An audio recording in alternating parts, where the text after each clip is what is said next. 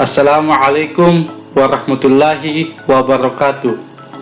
Perkenalkan, nama saya Amri Bella, NIM 1053311000218, kelas 6A Pendidikan Bahasa dan Sastra Indonesia. Tugas final mata kuliah Strategi Pembelajaran Bahasa dan Sastra Indonesia. Adapun materi-materi pelajaran yang akan kita bahas nanti yaitu 1. Konsep, model, pendekatan, metode, teknik, dan strategi pembelajaran. 2. Ciri pembelajaran abad 21 meliputi 4C, HOTS dan TPACK. 3. Prosedur umum pembelajaran, membuka, inti, penutup. 4. Hubungan media, materi evaluasi, dan tujuan pembelajaran. 5. Bagaimana jenis dan bentuk penilaian, keunggulan dan kelemahan. 6. Bagaimana menentukan rencana tindak lanjut atau RTL setelah mengetahui hasil penilaian. Materi pertama, konsep, model, pendekatan, metode, teknik, dan strategi pembelajaran. 1. Model. Model adalah sebuah kerangka kerja yang memberikan gambaran tersistematis untuk melaksanakan pembelajaran agar dapat membantu belajar siswa, serta agar mencapai tujuan yang ingin dicapai seorang siswa dan guru di sekolah. Misalnya, guru memberikan materi pelajaran kepada siswanya tentang bagaimana penggunaan bahasa yang baik dan benar serta menerapkan dalam kehidupan sehari-hari. Adapun contoh-contoh model pembelajaran yang dapat digunakan dalam pembelajaran bahasa Indonesia yaitu A. Model pembelajaran kooperatif, B. Model pembelajaran inquiry, C. Model pembelajaran tematik, dan lain sebagainya. 2. Pendekatan. Pendekatan adalah suatu cara untuk memulai suatu hal yang di dalamnya mampu mewadahi, menginspirasi, menguatkan, dan melatari metode pembelajaran dengan cakupan teori tertentu. Misalnya, guru menjelaskan materi yang akan dijelaskan kepada siswanya tentang bagaimana kaidah penulisan yang baik. Kemudian setelah itu, guru meminta kepada siswanya tentang menuliskan sebuah cerpen dengan menggunakan kaidah penulisan yang baku. Kemudian setelah itu, guru mengevaluasi hasil kerja siswa dengan cara menilai penggunaan tanda baca yang digunakan siswa, pemilihan diksi kata baku atau tidak, apakah morfemnya sudah baik atau tidak, dan lain sebagainya. Kemudian ketiga, metode. Metode adalah rencana pembelajaran bahasa yang mencakup pemilihan bahan ajar, penentuan, dan menyusun secara sistematis bahan yang akan diajarkan kepada siswa. Tujuan dari metode pelajaran adalah untuk memudahkan menyerap dan menguasai materi pelajaran yang dipelajari oleh siswa. Misalnya, guru menyampaikan kepada siswanya tentang kompetensi dasar dan tujuan yang akan dicapai oleh siswa dan manfaatnya dalam kehidupan sehari-hari.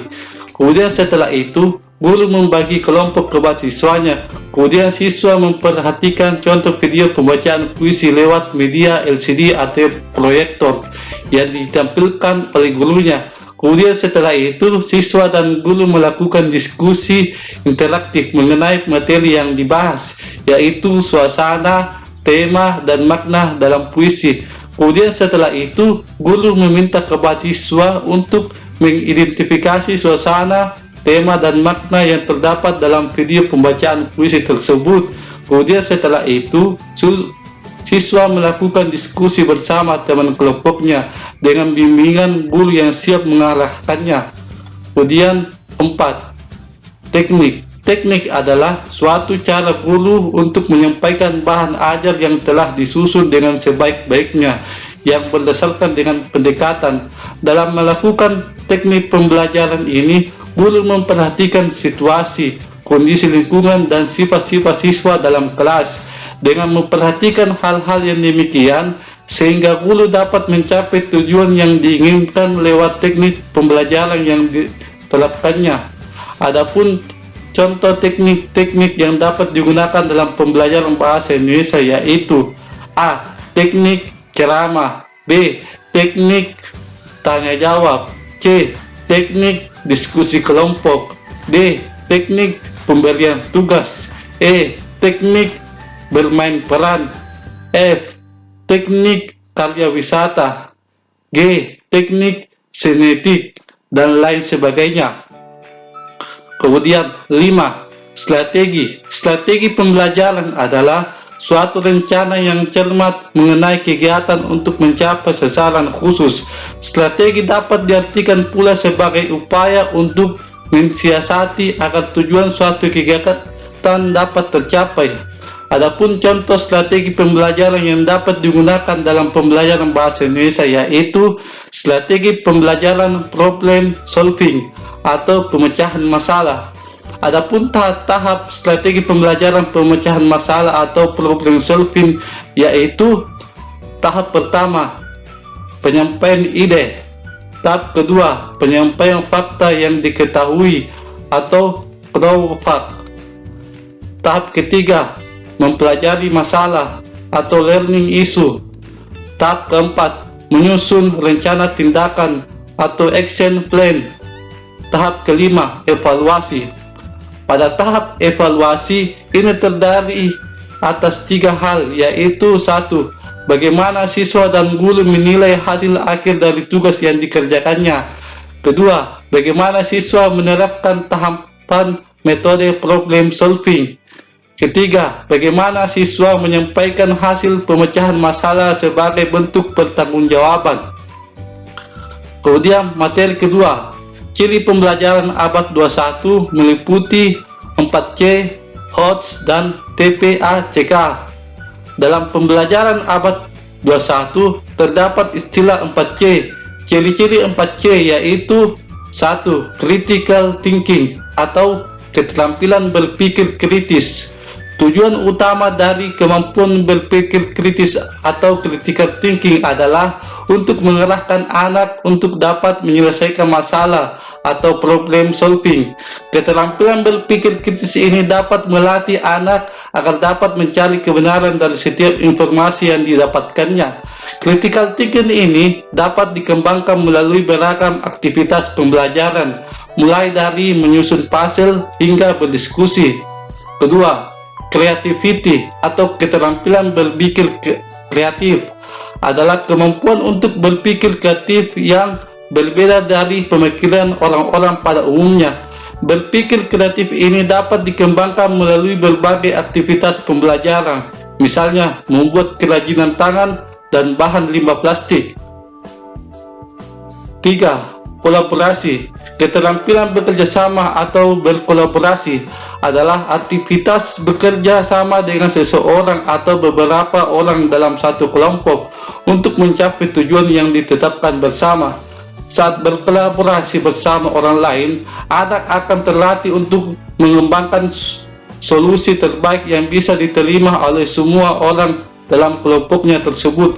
Keterampilan bekerja sama atau berkolaborasi dapat dikembangkan melalui berbagai aktivitas pembelajaran, misalnya pembelajaran per kelompok. Guru membagikan judul materi setiap per kelompok, kemudian setelah itu siswa mencari materinya dan mempresentasikannya di depan kelas dengan bimbingan guru yang siap mengarahkannya. Kemudian keempat, komunikasi atau keterampilan berkomunikasi adalah sebagai kemampuan anak dalam menyampaikan ide dan pikirannya secara cepat, jelas, dan efektif. Keterampilan ini terdiri dari sejumlah sub-skill seperti kemampuan berbahasa yang tepat sasaran, kemampuan memahami konteks seperti kemampuan membaca pendengar audiens untuk memastikannya pesannya tersampaikan.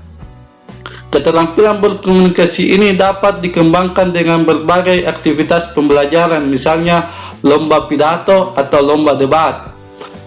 Kemudian, pembelajaran abad 21 yang di dalamnya terdapat istilah HOTS. HOTS adalah kemampuan berpikir tingkat tinggi atau higher order thinking skill, kemampuan berpikir yang bukan hanya sekedar mengingat, menyatakan kembali, dan juga merujuk tanpa melakukan pengolahan. Akan tetapi, kemampuan berpikir ini untuk menelaah informasi secara kritis, kreatif, berkreasi, dan mampu memecahkan masalah. Taksonomi Bloom yang mengkategorikan berbagai tingkat pemikiran, mulai dari yang terendah hingga yang tertinggi, yaitu pengetahuan, pemahaman, penerapan, analisis, sintesis, dan evaluasi. Benjamin S. Bloom dan kawan-kawan dalam buku Taksonomi Edukasi Objektif 1956 sejatinya membagi 3 ciri ranah dalam tingkat kemampuan berpikir, yaitu 1. Kognitif, merupakan keterampilan mental seputar pengetahuan. 2. Afektif, sisi emosi, seputar sikap dan perasaan. 3. Psikomotorik, yang hubungan dengan kemampuan fisik keterampilan. Kemudian, ranah kognitif yang diciptakan oleh Benjamin S. Bloom dan kawan-kawan direvisi oleh Rollin Anderson, David Clutchwell, dan kawan-kawan pada 2001. Urutannya diubah menjadi beberapa ciri-ciri, yaitu 1. Mengingat atau remember. 2. Memahami atau understand. 3.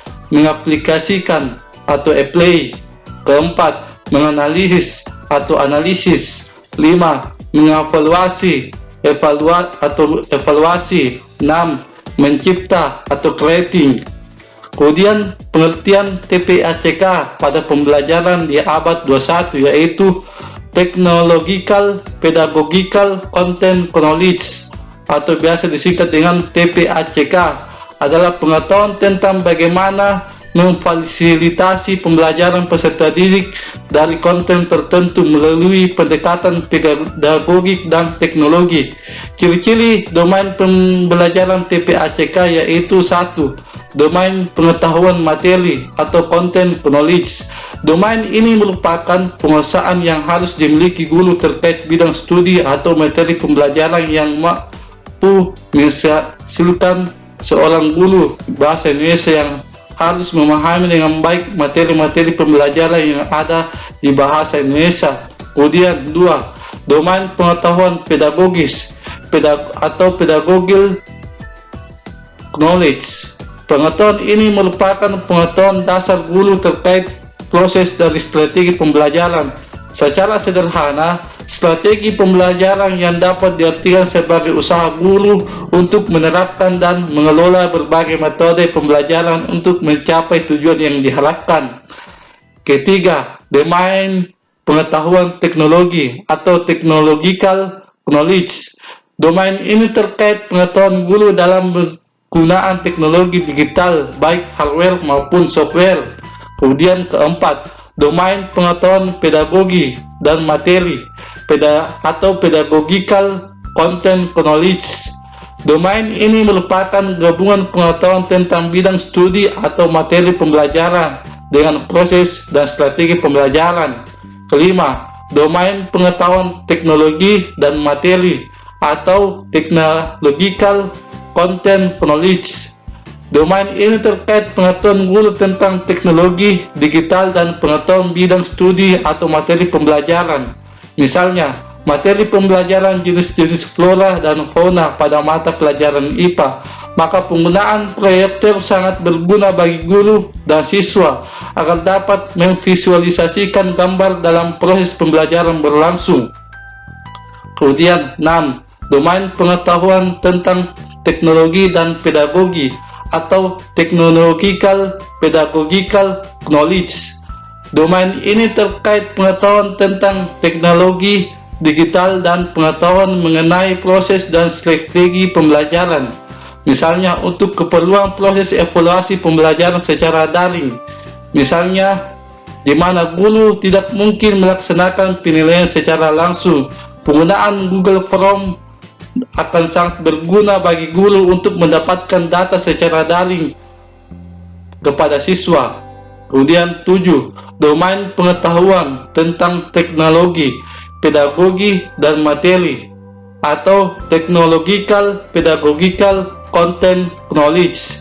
Domain inilah yang sangat diharapkan terjadi di mana guru memiliki pengetahuan yang komprehensif tentang teknologi digital, pengetahuan tentang proses dan strategi pembelajaran, serta pengetahuan tentang bidang studi materi pembelajaran.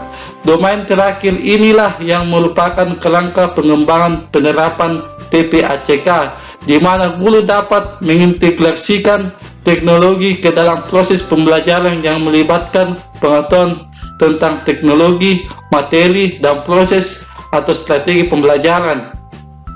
Kemudian materi ketiga, prosedur umum pembelajaran, membuka, inti, dan penutup. Langkah-langkah atau prosedur umum untuk membuka kegiatan pembelajaran antara lain yaitu guru mengucap salam, kemudian setelah itu guru mengajak siswa untuk berdoa, mengajak kehadiran siswa atau mengecek kehadiran siswa, mengecek kesiapan belajar siswa, menyampaikan tujuan pembelajaran, dan menyampaikan apresiasi atau mengaitkan pembelajaran sebelumnya dengan materi yang akan dipelajari saat itu. Kemudian langkah-langkah kegiatan inti antara lain yaitu guru menjelaskan materi, kemudian setelah itu guru menerapkan model, strategi, metode, dan teknik mengajar yang telah ditetapkan dalam LPP. Kegiatan inti ini merupakan jantungnya pembelajaran. Disitulah pendekatan saintifik pembelajaran abad 21 diterapkan. Walaupun skenario telah disusun dalam LPP, tetapi dalam prakteknya dapat disesuaikan dengan situasi dan kondisi kelas. Oleh karena itu, guru harus memiliki kepekaan dan cepat mengambil keputusan untuk menentukan strategi pembelajaran yang akan digunakan. Langkah-langkah kegiatan penutup pembelajaran antara lain yaitu guru mengajak siswa untuk menyimpulkan materi, kemudian melakukan refleksi dan menyusun program tindak lanjut. Kemudian materi keempat, hubungan media dan materi evaluasi dengan tujuan pembelajaran. Hubungannya yaitu sama-sama saling melengkapi. Jika tujuan pembelajaran yang ingin dicapai harus cepat dan efektif, maka media, materi, dan evaluasi harus digunakan dan diterapkan dengan baik dalam proses belajar mengajar di kelas. Kemudian materi kelima, bagaimana jenis dan bentuk penilaian keunggulan dan kelemahan. Tes atau penilaian merupakan alat ukur yang paling banyak digunakan di sekolah untuk mengukur hasil belajar siswa dalam ranah kognitif. Ada dua jenis tes yang digunakan di sekolah yaitu tes objektif atau pilihan ganda dan tes uraian atau esai. Setiap tes atau penilaian pasti ada kelebihan dan kelemahannya. Kelebihan dari tes atau penilaian secara objektif yaitu: 1. Objektif tepat digunakan untuk mengukur proses berpikir rendah sampai dengan sedang. Kedua, dengan menggunakan tes objektif, maka semua atau sebagian besar materi yang telah diajarkan dapat ditanyakan saat diuji.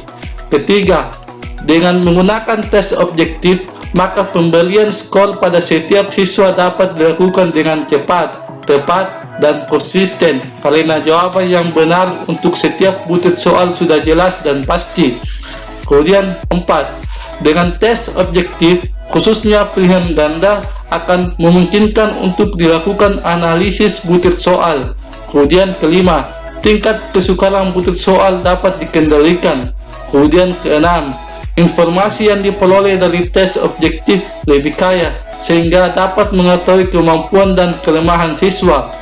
Kemudian kelemahan dari tes objektif yaitu: 1. Butir soal yang diujikan kepada siswa atau mahasiswa kebanyakan hanya mengukur proses berpikir rendah, walaupun tujuan pembelajaran yang diukur sebenarnya lebih tinggi dan sekedar ingatan atau pemahaman.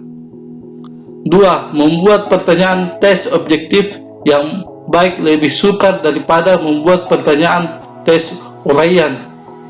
Ketiga, anak tidak dapat mengorganisasikan, menghubungkan, dan menyatakan idenya sendiri karena semua alternatif jawaban untuk setiap pertanyaan sudah diberikan oleh penulis soal.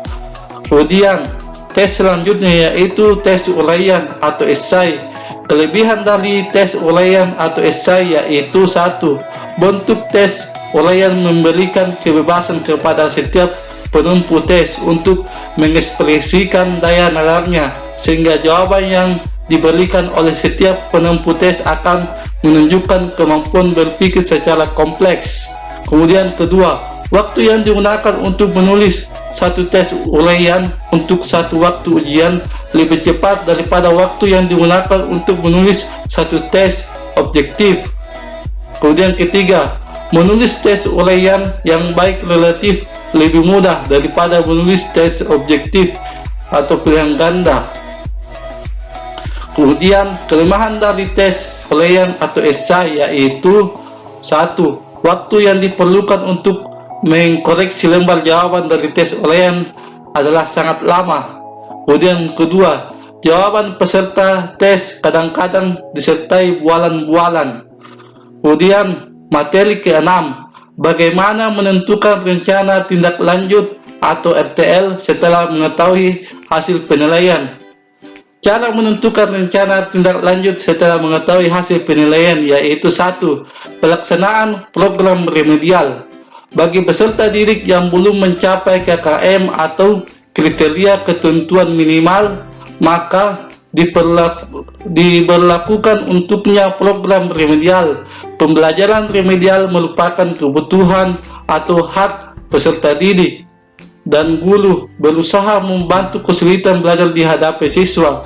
Dalam pembelajaran remedial digunakan metode yang bervariasi sesuai dengan kesulitan belajar yang dihadapi oleh siswa. Selain itu, media yang digunakan agar dapat dipersiapkan dengan baik agar siswa menjadi lebih mudah memahami dari KD yang dianggap sulit dipahami. Pembelajaran remedial merupakan kelanjutan dari pembelajaran biasa atau reguler di kelas, dan siswa yang termasuk dalam kelompok ini adalah siswa yang belum tuntas belajar karena teridentifikasi mengalami kesulitan belajar. Ada 3 cara pelaksanaan pembelajaran remedial, yaitu pembelajaran di luar jam pembelajaran, pengambilan peserta didik tertentu, dan penggunaan tim pengajar. Maka cara yang banyak digunakan adalah dengan pembelajaran di luar jam pelajaran dan pengambilan peserta didik tertentu. Adapun prinsip-prinsip program remedial yang perlu diperhatikan oleh guru adalah sebagai berikut: 1.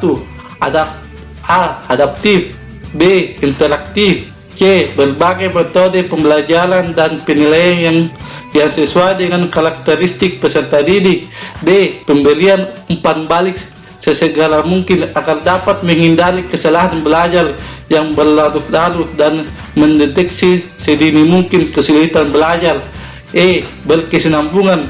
Pembelajaran remedial dilakukan berkesinambungan dengan proses pembelajaran, dan guru harus selalu menyediakan program remedial sesuai dengan kebutuhan siswa. Kemudian 2. Program pengayaan. Program pengayaan adalah pembelajaran yang diberikan kepada peserta didik yang telah mencapai dan atau melampaui KKM.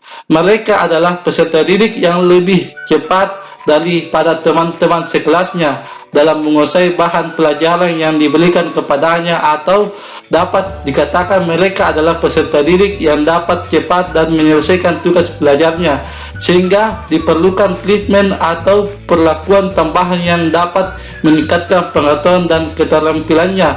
Perlu diketahui bahwa pembelajaran pengayaan umumnya tidak diakhiri dengan penilaian, jadi dalam hal ini berbeda dengan perlakuannya dengan remedial. Adapun langkah-langkah sistematis dalam mengidentifikasi kelebihan kemampuan siswa dan memberikan treatment pembelajaran pengayaan adalah sebagai berikut: A. Belajar kelompok. Sekelompok peserta didik yang mempunyai minat tertentu diberi tugas untuk memecahkan permasalahan membaca di perpustakaan terkait dengan KD yang dipelajari pada jam pelajaran di sekolah atau di luar jam pelajaran di sekolah. B. Belajar mandiri. Guru memberikan kegiatan kepada siswa, yaitu pemecahan masalah nyata, tugas proyek, ataupun penelitian ilmiah. Juga dapat dilakukan oleh peserta didik secara mandiri jika kegiatan tersebut diminati secara individu. C. Pembelajaran berbasis tema. Melalui pembelajaran tematik dapat mengaitkan beberapa mata pelajaran sehingga dapat memberikan pengalaman bermakna bagi peserta didik. Dikatakan bermakna karena dalam pembelajaran tematik, peserta didik akan memahami konsep-konsep yang mereka pelajari melalui pengalaman langsung dan menghubungkannya dengan konsep lain yang telah dipahaminya. D. Pemadatan kurikulum. Pemberian materi kepada peserta didik, yaitu terhadap kompetensi materi yang belum diketahui oleh peserta didik. Mungkin hanya itu saja materi yang bisa saya jelaskan. Lebih dan kurangnya mohon dimaafkan. Mudah-mudahan materi ini ada manfaatnya untuk kita semua. Akhir kata dari saya, billahi fisabilil haq, fastabiqul khairat. Assalamualaikum warahmatullahi wabarakatuh.